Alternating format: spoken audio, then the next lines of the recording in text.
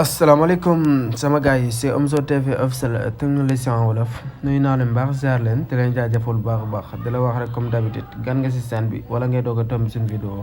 vidéo yi amal la njariñ amal la importance aboneel gaaw te ngay laal cloche de notification bi ndax bépp vidéo bu mën a dugal rek nga daat si jot automatiquement. tey nag dañ leen indi benn astuce bu am solo si application bi di Snapchat. yaakaar naa ñu si bëri tamit dina leen intéressé ñeen nga xamante ne si ne yéenay faral di utiliser li si mel ne application bi Snapchat yow mi yor iPhone yow mi yor Android astuce bi lu la amal njariñ ja souvent da nga daan photo pour Snapchat nii soo photo ba pare dem di ko enregistré mais léegi da lay wan astuce bu xamante ne si automatiquement soo ko snapé rek day def directement day sauvegarde directement si sa galerie boo demee da nga ko may fekk du jar nga koy duggaat si biir snap bi di enregistré pour mu dem si galerie bi loolu lay ñëw walla ko topp ñu vidéo bi début à la fin pour nga mën a comprendre astuce boobu. léegi day dugg nii suñu Snapchat bu duggee suñu Snapchat nii xaar ñu jël fii benn photo ñu walla léegi tiré nañ benn photo nii Snap boo tiré woon benn photo nii pour nga enregistrer ko da ngay cliquer fii nga koy doog a mën a da ngay appilon fii pour nga mën ko sauvegarder sa appareil muy doog a dem si sa galerie quoi. léegi dañ lay wan astuce bu xamante ne si ne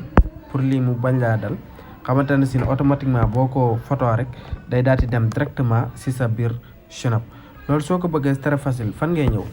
boo ko photo rek day def directement si sa biir galerie soo ko bëggee nag ngay def da ngay ñëw fii si sa profil bi nga cliquer soo cliquer si sa profil bi nga ñëw paramètre fii moo xam réglage wala paramètre nga cliquer foofu. soo si cliquer ko dina la ibbil fii wala ibbi kee nga avancé nii descente ba suuf nga vérifier fan fi mu defal la souvenir cliquer souvenir bu ñu cliquer souvenir fan la li indilaat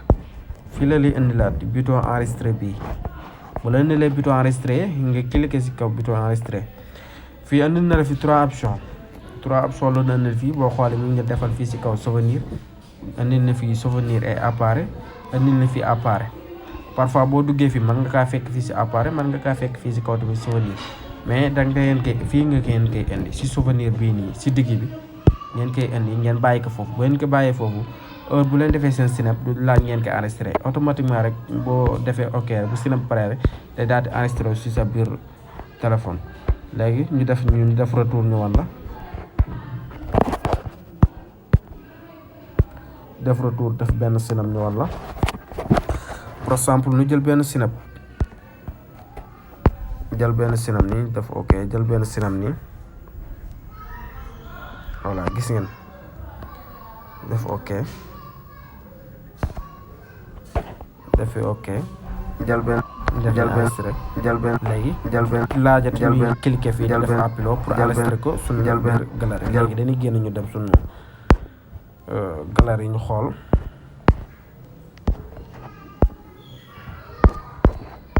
dem suñu galerie yi gis nga automatiquement gis nga bin jëkkoon a photo ba pare enregistré ko appilon fii enregistré ko moo nekk nii gis nga bin mujjee vidéo moo nekk nii dañ ko vidéo nii rek enregistré ko rek automatiquement mu daal di ñëw suñu galerie et quoi. voilà j'espère que nag gars yi astuce bi leer na yéen ñu xamante ne si ne yéenay suivre seen chaîne bi di seen Omzo TV officiel technologie en wolof ñu ngi leen si jaajëfal bu baax a baax di leen wax rek ngeen wéy di abonné bu baax di partager vidéo yi di aimer vidéo yi ndax ngeen di mën a jot seen yeneen d'autres astuces xamante ne si ne daan ko dugal si biir chaîne bi di leen dig daje à la prochaine vidéo incha allah.